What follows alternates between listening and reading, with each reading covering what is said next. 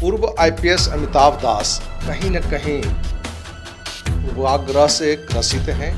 पूर्व सांसद आनंद मोहन जी के बारे में बिहार का एक एक बच्चा ये जानता है कि जिस घटना में उनको पहले फांसी की सजा और बाद में आजीवन कारावास की सजा दी गई, उस घटना में वो 100% निर्दोष थे। लालू प्रसाद यादव की एक साजिश थी, जिस साजिश के तहत आनंद मोहन जी को उसमें फंसाया गया था।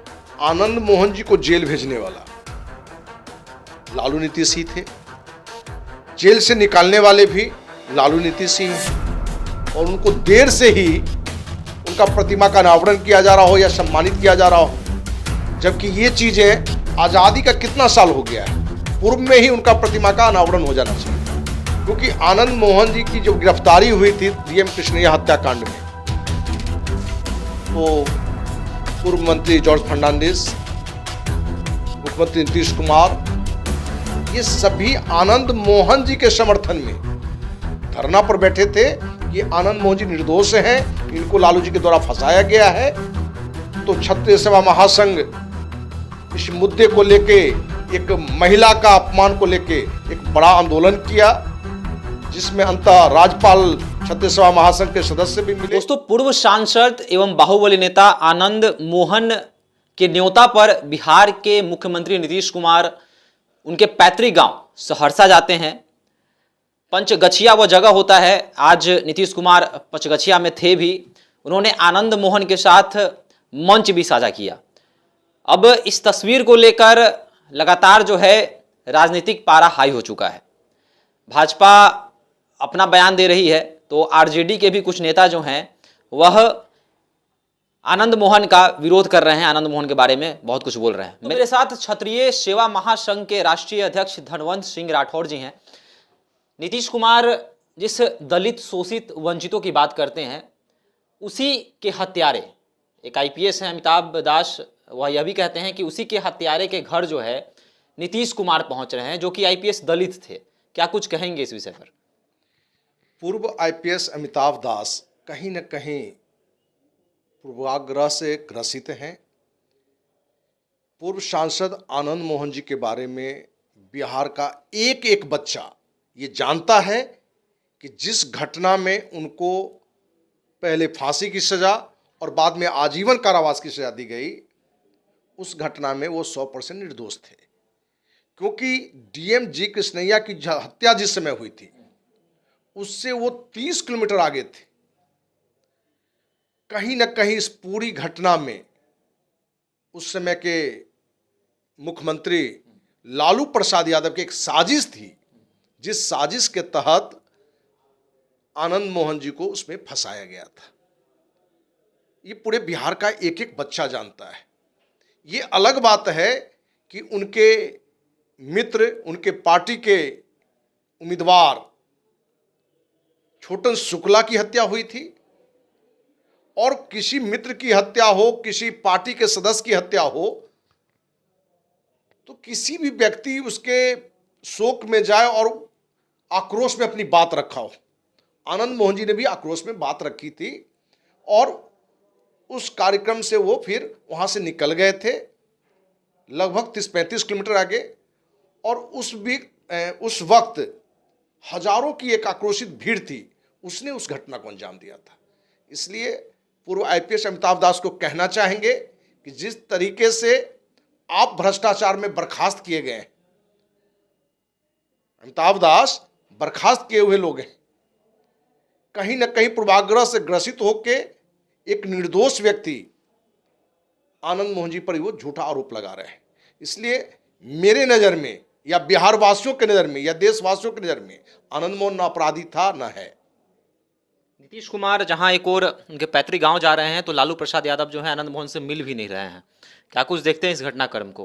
नीतीश कुमार जो है आनंद मोहन को दोस्त बता रहे हैं। आज खुले मन से उन्होंने कहा है कि आनंद मोहन जी मेरे दोस्त थे, हम लोग का जो रिलेशन है, हम लोग का जो संबंध है वह अलग है। और उन्होंने तो आनंद मोहन को अपना समर्थक भी बताया है, मतलब खुद को बताया है आनंद मोहन का समर्थक। क्या कुछ कहेंगे इस गुनागणित को? क्या नीतीश कुमार जो हैं वह राजपूतों के वोट बैंक के लिए ऐसा कर रहे हैं, या फिर लालू प्रसाद यादव गठबंधन में हैं, एक और लालू प्रसाद यादव विरोध कर रहे हैं, तो एक तरफ नीतीश कुमार जो है समर्थन में है, और यहाँ तक तो उनका समर्थक भी बता दिया है। क्या कुछ कहेंगे इस विषय पर?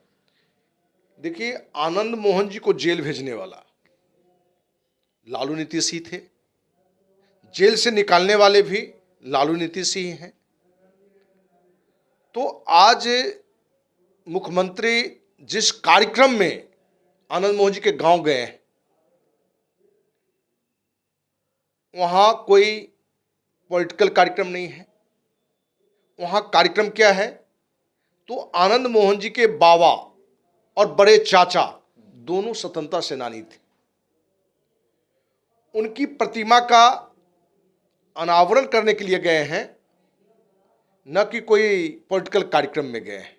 और ये अच्छी बात है कि कोई स्वतंत्रता सेनानी हो और उनको देर से ही उनका प्रतिमा का अनावरण किया जा रहा हो या सम्मानित किया जा रहा हो, जबकि ये चीज़ें आज़ादी का कितना साल हो गया है, पूर्व में ही उनका प्रतिमा का अनावरण हो जाना चाहिए था।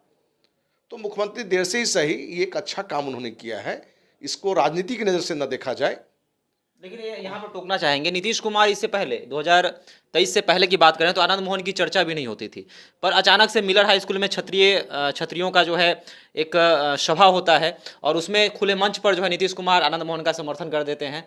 राजपूतों का महाजुटान रहता है वहाँ पर, और यहाँ तक तो जेन मैनुअल में संशोधन कर दिया जाता है, उसके बाद आनंद मोहन को बाहर निकाल दिया जाता है। तो इस जब चुनाव का वक्त आया है तो नीतीश कुमार जो है अब आनंद मोहन का समर्थन करते हुए नजर आ रहे हैं, इसको किस प्रकार देख रहे हैं आप?